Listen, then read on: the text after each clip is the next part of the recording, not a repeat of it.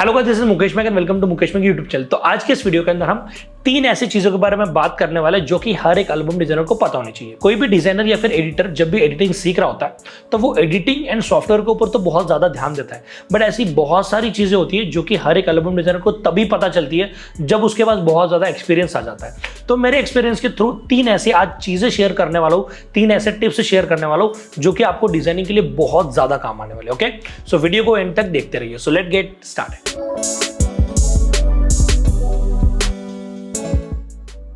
सबसे पहला जो पॉइंट है वो है फर्स्ट इंप्रेशन। अब इस पॉइंट को मैं बहुत ही सिंपल एग्जांपल के थ्रू एक्सप्लेन करता हूं। जब भी हम किसी मॉल के अंदर फर्स्ट टाइम जाते हैं तो जाते ही हम पहले उस मॉल को बाहर से देखते हैं, उसका इंटीरियर देखते हैं, उसकी बिल्डिंग देखते हैं। बट जैसे ही 15-20 मिनट हो जाते हैं तब हम मॉल के अंदर क्या क्या चीजें मिल रही है, कौन से प्रोडक्ट्स अवेलेबल है, उनकी तरफ ध्यान देते हैं। तब हम वहां पे इंटीरियर एंड बिल्डिंग के ऊपर ध्यान नहीं देते। अब यही एग्जांपल को हम अप्लाई करते हैं एल्बम के अंदर। जब भी आप अपने क्लाइंट को एल्बम प्रोवाइड करते हो तो एल्बम को देखते ही सबसे पहले वो एल्बम की क्वालिटी, एल्बम का कवर और एल्बम का जो लुक है उसको ऑब्जर्व करता है। जैसे वो एल्बम ओपन करेगा तो उसके जो पेजेस है, पेजेस की क्वालिटी क्या है, फोटोज किस तरीके, वो चीजें देखता है। पर जैसे ही 5 से 6 पेज खत्म हो जाते हैं और जहां से ग्रुपिंग स्टार्ट हो जाता है उसके बाद में वो क्या करते हैं, उस फोटो के अंदर कौन कौन है इस चीज के ऊपर ध्यान देते हैं। देखिए एक बार फिर से बताता हूं, जब भी आपका क्लाइंट एल्बम ओपन करेगा तो ओपन करते ही वो एल्बम का जो क्वालिटी है, पेज का क्वालिटी है, डिजाइन, उसके ऊपर ध्यान देगा।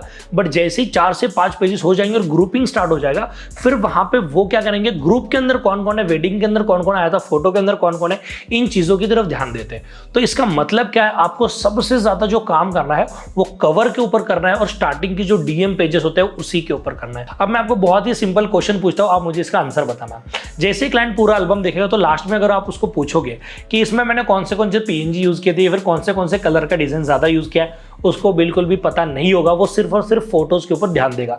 हाँ, ऐसा बहुत बार हो सकता है कि सामने वाले का इंटेंशन अगर डिजाइन देखने का है, सामने वाला पर्सन ही अगर फोटोग्राफर, एडिटर या फिर डिजाइनर है तो वो देख सकता है। बट मैं जो बता रहा हूँ आपको 90% लोगों के बारे में बता रहा हूँ। 90% जो क्लाइंट है वो ओपन करते ही डिजाइन देखेंगे, उसके बाद में वो ग्रुप के अंदर कौन कौन है उसी की तरफ ध्यान देंगे। तो ऑब्वियसली आपको डिजाइन तो अच्छा बनाना ही है, बट ज्यादा काम करना है पहले 5 पेजेस के ऊपर। अभी जो हमारा सेकंड पॉइंट है वो है स्पीड। अगर आप एल्बम डिजाइनिंग कर रहे हो तो स्पीड आपके लिए बहुत ज्यादा इंपॉर्टेंट है। मतलब आप कोई भी प्रोसेस कर रहे हो तो उसको आपको रिकॉर्ड करके रखना पड़ेगा।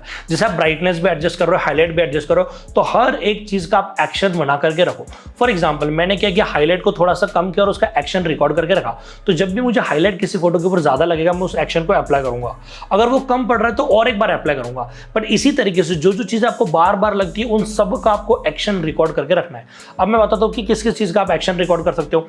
हाईलाइट का, कॉन्ट्रास्ट का, या फिर मैं उसको टेक्सचर का, क्वालिटी का, अलग अलग शेप्स बनाने तो उसका एक्शन बना सकते हो। नए पेज का एक्शन बना सकते हो। अगर आपको बॉर्डर देना है, शैडो देना है, उसका एक्शन बना सकते हो। अगर आपको कोई भी एक मतलब जैसे स्ट्रिप चाहिए या फिर सॉलिड कलर चाहिए या फिर स्पेसिफिक कोई तो पीएनजी चाहिए, तो इन सभी के आप एक्शन रिकॉर्ड करके रखो। और अगर आप डिजाइनर तो आपको पता ही होगा कि हर एक क्लाइंट हमेशा से जल्दबाजी ही करता है। कोई भी ऐसा नहीं बोलेगा कि आराम से करो। हाँ, हो सकता है जो कि शूट करने के बाद में इंस्टेंटली आपको डाटा दे रहा है, बट लगभग हर क्लाइंट का थोड़ा सा जल्दबाजी होता है कि फटाफट से करके दो।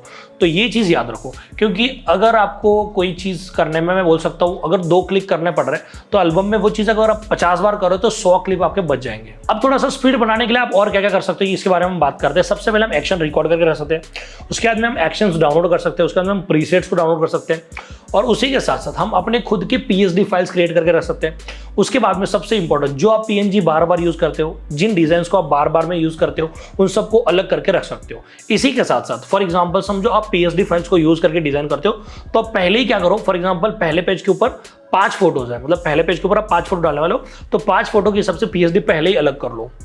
समझो पहले 5 पेजेस आपके कपल के हैं, मतलब डीएम पेजेस है, तो पहले ही 5 डीएम के पीएचडी अलग कर लो। उसके बाद में समझो हल्दी के 3 आपके पेजेस बनने वाला है, तो हल्दी के 3 पीएचडी अलग करके रख लो। हाँ, बाद में भी तुम उसको मतलब प्लस माइनस कर सकते हो, बट पहले ही अगर आप 30 पेजेस का एल्बम बना रहे हो तो 30 से 40 पीएचडी अलग करके रखो, ताकि जब भी आप डिजाइनिंग कर रहे हो तो उस टाइम पे बार बार आपको पीएचडी फाइल ढूंढने में आपका टाइम वेस्ट ना हो। हमारा जो तीसरा पॉइंट है वो है क्लाइंट चॉइस। अब मैं इसके अंदर आपको एक बहुत ही अच्छा ट्रिक बताने वाला हूं जिसको आप अपने काम के अंदर भी यूज कर सकते हो। देखिए फॉर एग्जांपल मैं कोई महाराष्ट्रियन वेडिंग का एल्बम बना रहा हूं जहां पे ब्राइड और ग्रूम ने, मतलब लड़के ने और लड़की ने क्या किया हुआ है, महाराष्ट्रियन लुक किया हुआ है। तो ऑब्वियसली मैं अगर उस एल्बम के अंदर जो भी लिख रहा हूँ या फिर टेक्स्ट लिख रहा हूँ वो मराठी के अंदर लिखूंगा तो उसको बहुत ज्यादा पसंद आएगा।